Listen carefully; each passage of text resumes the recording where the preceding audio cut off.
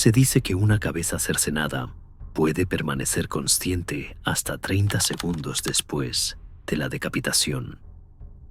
Un grotesco y aterrador medio minuto en el que los ojos parpadean, los labios intentan formar palabras y la conciencia se aferra desesperadamente a la vida mientras se desvanece en la oscuridad.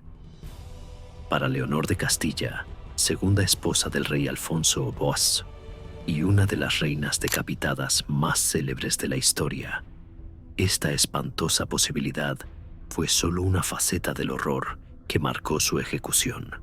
Los relatos tradicionales, a menudo suavizados por el paso del tiempo, tienden a reducir su muerte a un simple golpe de espada, pero la verdadera historia de los últimos momentos de Leonor revela una tortura psicológica mucho más devastadora. Su ejecución, llevada a cabo el 12 de junio de 1215, fue un espectáculo político meticulosamente orquestado, diseñado no solo para destruir su cuerpo, sino también para aniquilar su legado, su reputación y su lugar en la historia. La muerte de Leonor es un testimonio del brutal sistema de justicia de la Castilla medieval, donde el castigo no se limitaba a la muerte, sino que culminaba en una humillación cuidadosamente planeada, destinada a servir como advertencia para cualquiera que osara desafiar el poder del rey. Aunque los libros de historia suelen resumir su destino con una breve mención a su decapitación por traición, los últimos días de Leonor estuvieron marcados por un desmantelamiento psicológico tan metódico que impresionaría incluso a los torturadores más sofisticados de la modernidad. Su ejecución no fue simplemente el fin de su vida, sino el acto final de una campaña orquestada por Alfonso VIII para eliminar a una mujer que con su inteligencia y ambición se había convertido en una amenaza para su autoridad. Para el 12 de junio de 1215, Leonor ya había soportado 17 días de prisión en la imponente fortaleza de Toledo, el mismo lugar donde apenas 3 años antes había sido coronada reina en una ceremonia fastuosa que resonó en todo el reino. Ahora aguardaba la muerte en un limbo de incertidumbre, prolongado cruelmente por el rey, quien parecía deleitarse en su sufrimiento. Alfonso incluso había convocado a un espadachín experto desde Francia para llevar a cabo la ejecución, en lugar de emplear los tradicionales verdugos castellanos con sus hachas toscas. Este detalle, a menudo presentado como un gesto de clemencia, no era más que un elemento teatral en un espectáculo diseñado para humillar a Leonor y consolidar el poder del rey frente a sus súbditos. En sus últimas horas, Leonor mostró una calma inquietante, descrita por los testigos como casi sobrenatural. Algunos la vieron reír y bromear con sus damas, diciendo con un humor negro que pronto sería conocida como Leonor sin cabeza. Pero este aparente estoicismo no era un signo de paz interior, sino una forma de disociación, un mecanismo de defensa psicológica desencadenado por el trauma abrumador al que había sido sometida. Pocos relatos históricos capturan el terror absoluto que debió sentir al saber que su reputación estaba siendo sistemáticamente destruida por acusaciones falsas de adulterio, incesto y conspiración para asesinar al rey. Lo que hace que la ejecución de Leonor sea especialmente perturbadora no es solo el acto físico de la decapitación, sino la demolición calculada de su identidad como reina, esposa y madre. Alfonso no solo quería su muerte, quería borrarla de la historia, anular sus contribuciones al reino y deslegitimar a su hija, Beatriz, quien más tarde se convertiría en una de las reinas más influyentes de Castilla. La ejecución de Leonor fue el clímax de una campaña de difamación, diseñada para justificar ante el pueblo por qué su reina, una vez adorada, merecía tan cruel destino. Leonor de Castilla nació alrededor del año 1180 en una familia noble de origen inglés, llegada a la península ibérica como parte de las intrincadas alianzas matrimoniales que unían a las cortes europeas en la Edad Media. Desde su infancia, Leonor destacó por su belleza y su intelecto.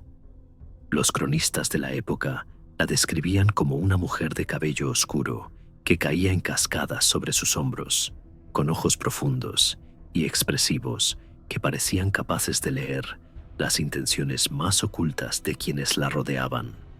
Pero más allá de su apariencia, era su mente aguda y su ambición lo que la hacía sobresalir en un mundo donde las mujeres rara vez tenían voz.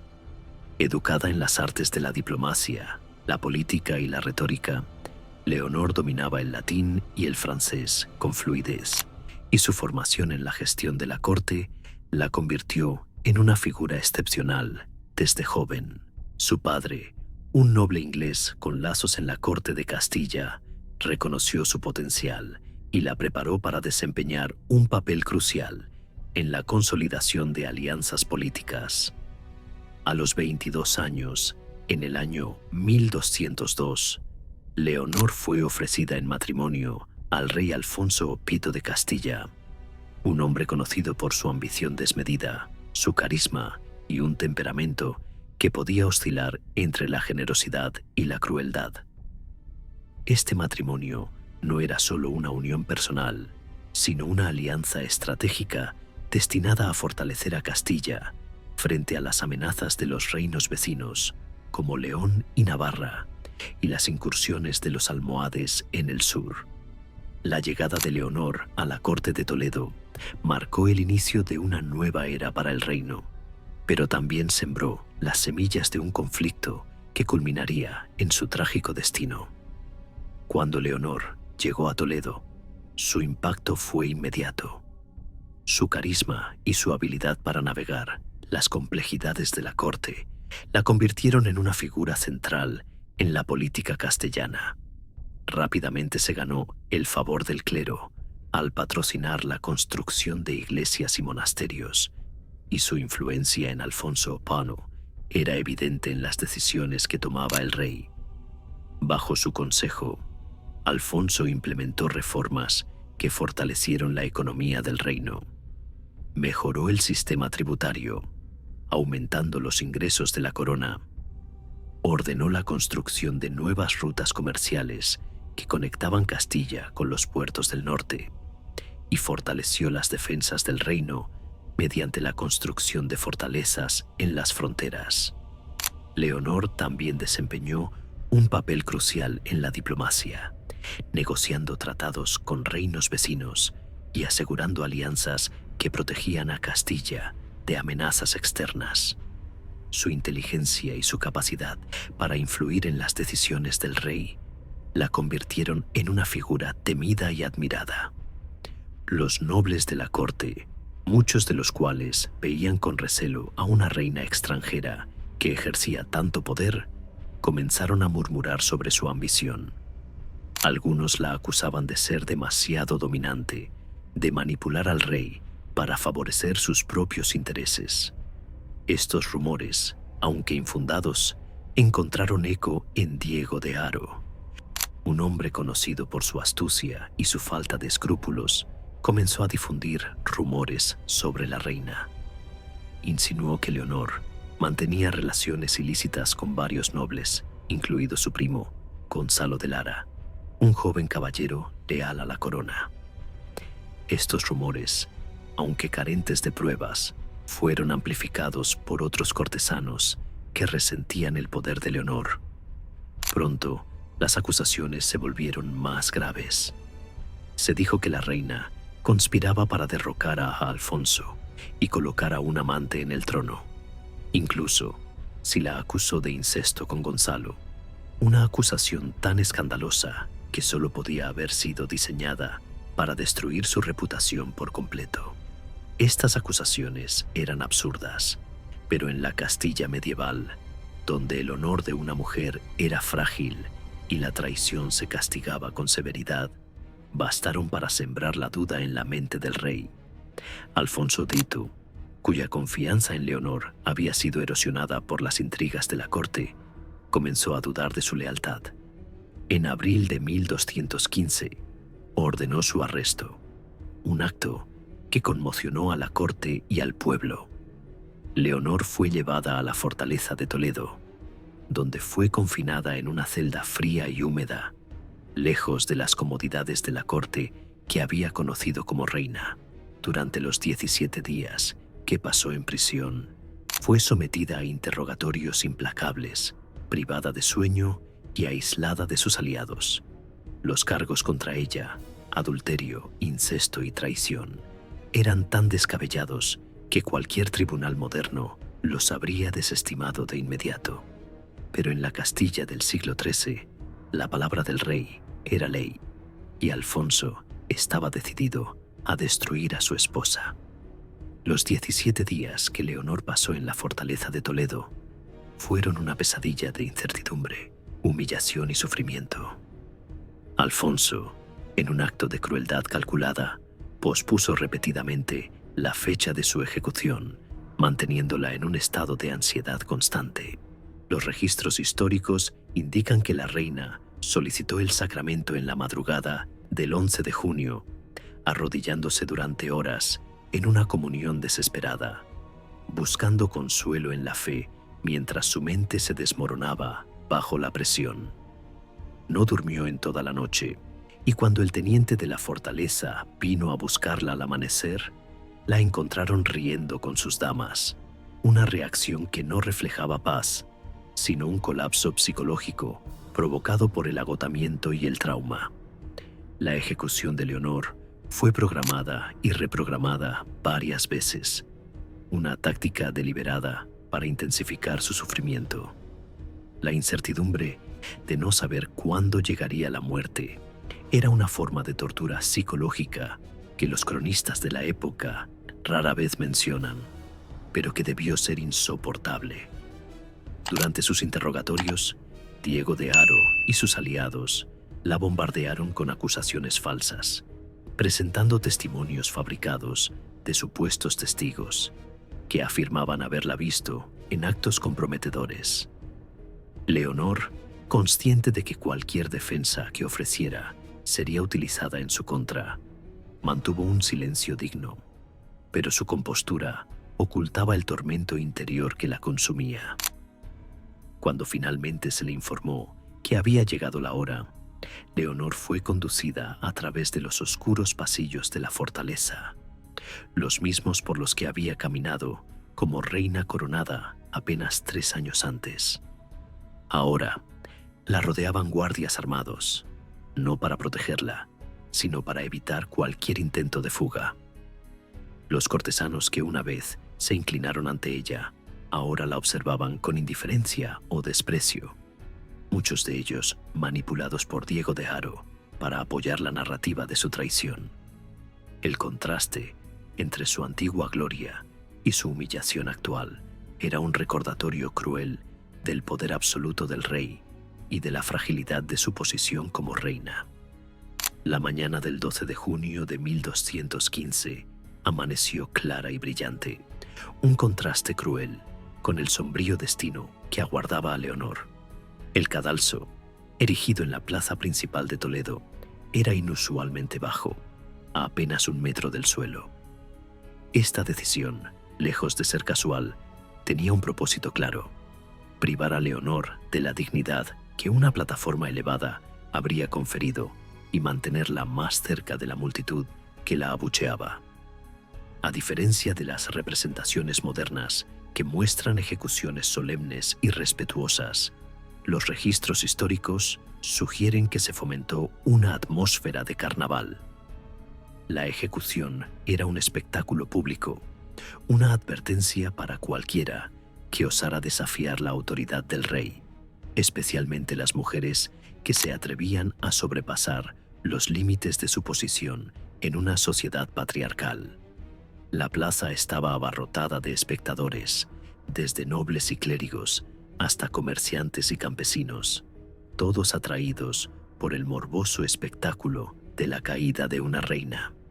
Los propagandistas de Alfonso habían trabajado incansablemente en los días previos para avivar el resentimiento contra Leonor, difundiendo historias escabrosas sobre su supuesta depravación.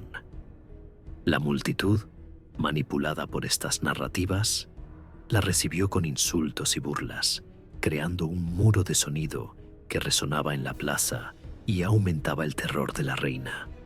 El olor a sangre de ejecuciones anteriores impregnaba el aire, y el zumbido de las moscas en el calor de junio añadía una capa de sordidez al ambiente. Antes de arrodillarse ante el tajo, a Leonor se le permitió pronunciar un discurso final, no por compasión, sino porque la tradición lo exigía.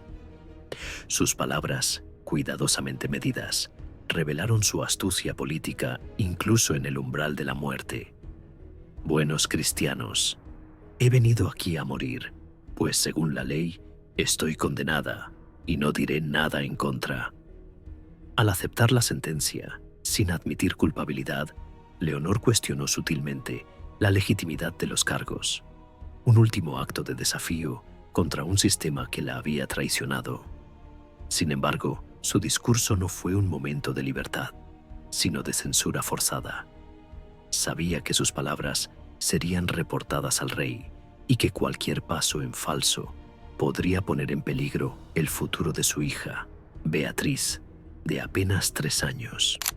El espadachín francés, traído a un costo considerable desde el otro lado de los Pirineos, era un símbolo de la teatralidad de la ejecución.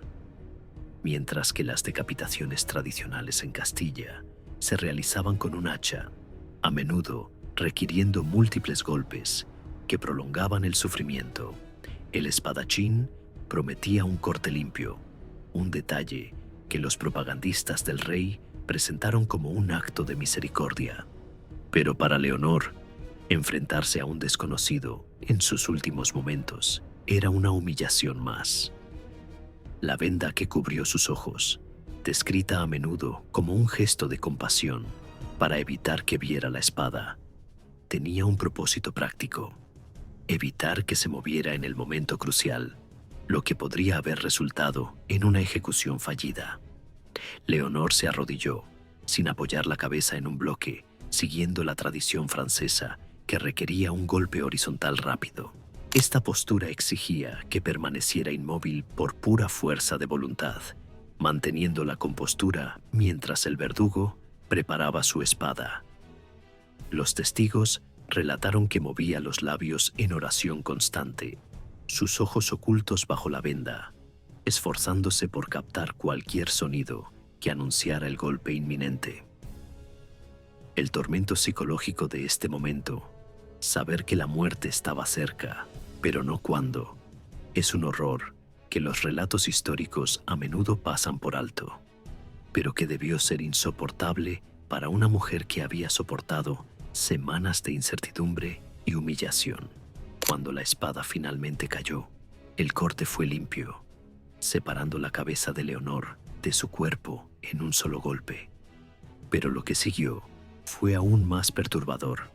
Según los testigos, sus ojos y labios continuaron moviéndose durante varios segundos, una respuesta fisiológica aterradora causada por el oxígeno que aún permanecía en el tejido cerebral. Algunos afirmaron que sus labios intentaron formar palabras, como si continuara la oración interrumpida por el golpe. La escena fue tan impactante que varios espectadores se desmayaron, mientras otros se apartaron horrorizados ante este recordatorio de la frágil línea entre la vida y la muerte. Ningún ataúd había sido preparado para Leonor. Sus damas de compañía, abrumadas por el dolor y el horror, tuvieron que improvisar, colocando su cabeza y su cuerpo en un cofre de madera destinado originalmente a transportar armas.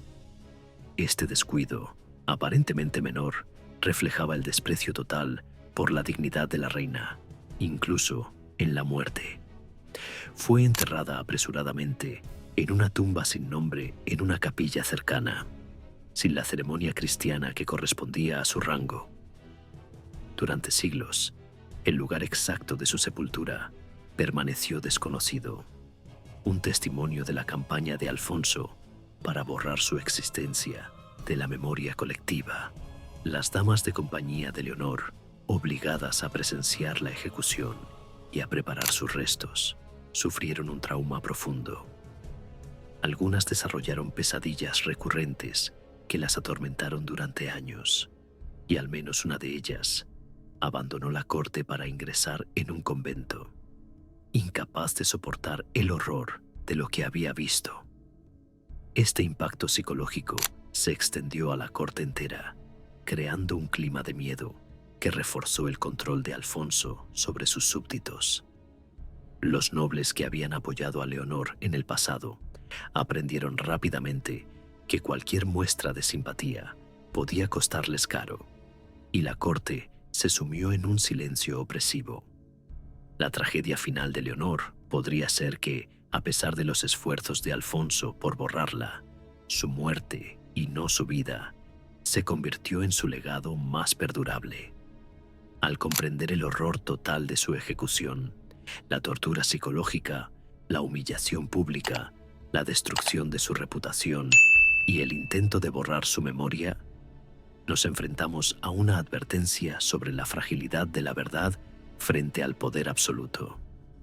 Leonor de Castilla, la reina decapitada, no fue solo una víctima de la justicia medieval.